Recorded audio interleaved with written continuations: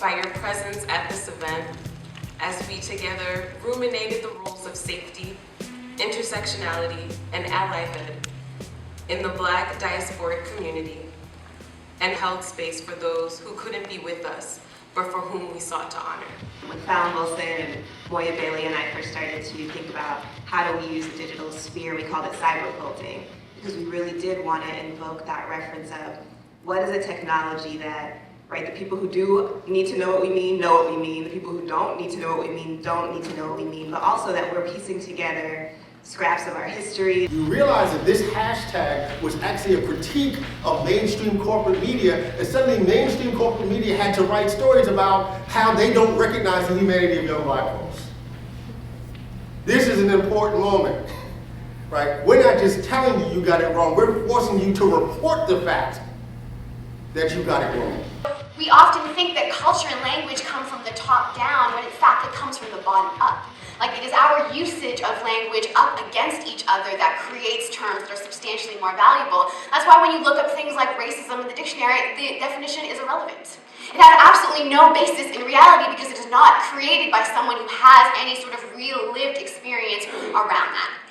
How do we then take these words and these feelings that we're feeling and go out into the community and do the work that we've come to learn about today? It's like, how do I take my love and go back into the world and like put it into my academics and make sure that I leave here with the intention of fulfilling my communities and in turn fulfilling myself.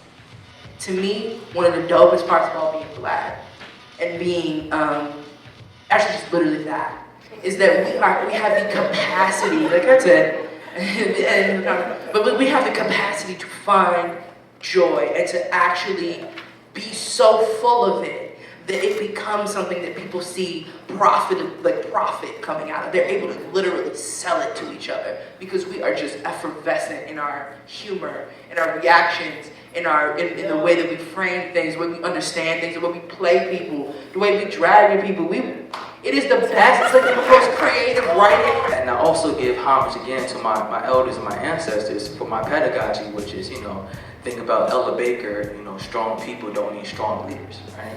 That we are the leaders that we've been looking for.